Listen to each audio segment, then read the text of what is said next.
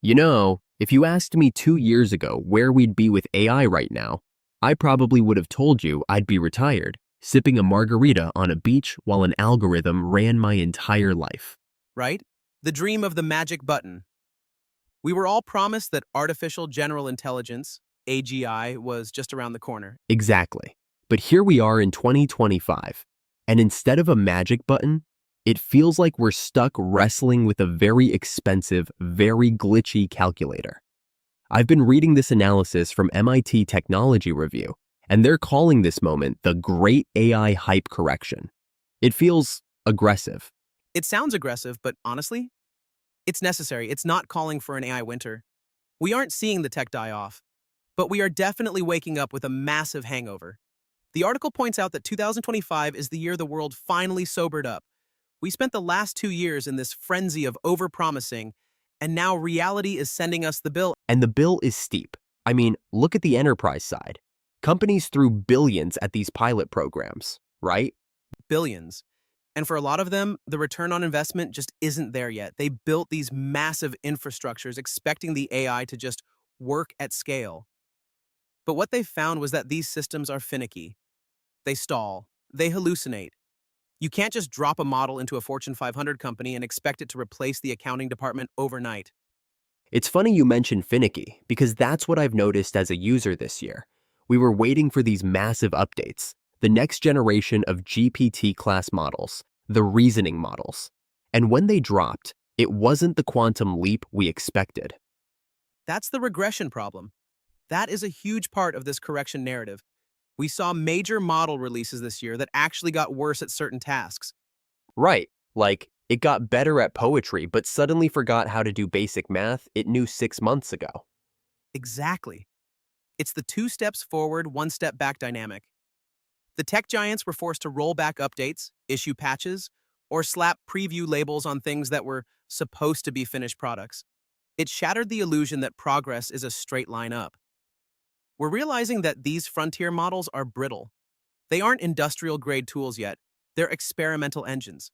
And don't get me started on the video stuff. I remember seeing those demos for the new video generators, Sora-class tools, the high-end Google stuff, and thinking, okay, Hollywood is over.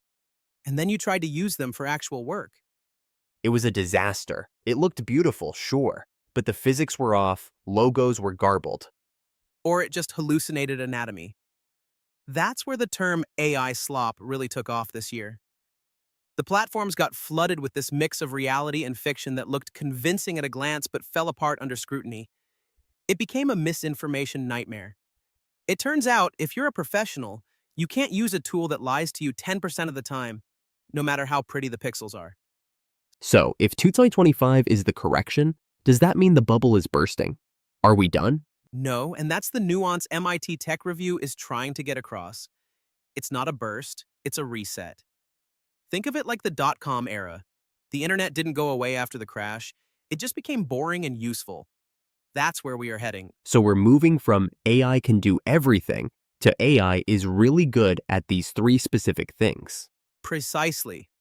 We're learning that AI is incredible for summarization, for drafting code, for pattern spotting, as long as there is a human in the loop.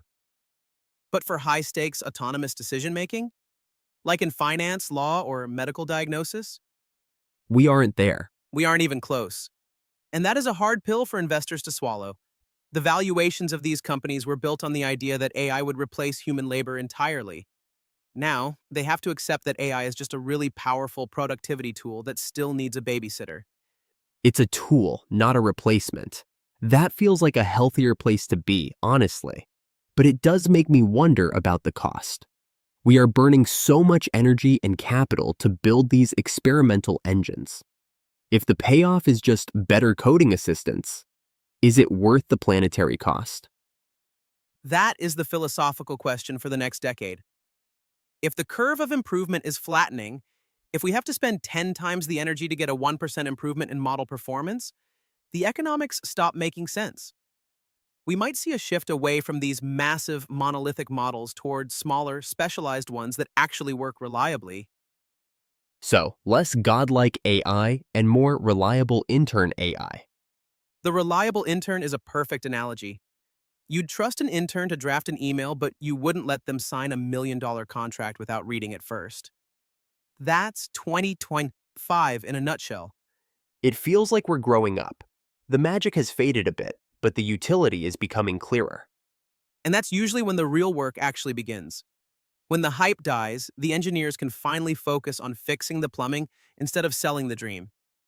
Well, I'll take functional plumbing over a broken magic button any day. It sounds like 2025 is going to be a bumpy ride, but maybe a necessary one. Absolutely. It's the year we stop dreaming and start building things that actually work. A sobering thought, but a good one. Thanks for breaking it down. Anytime?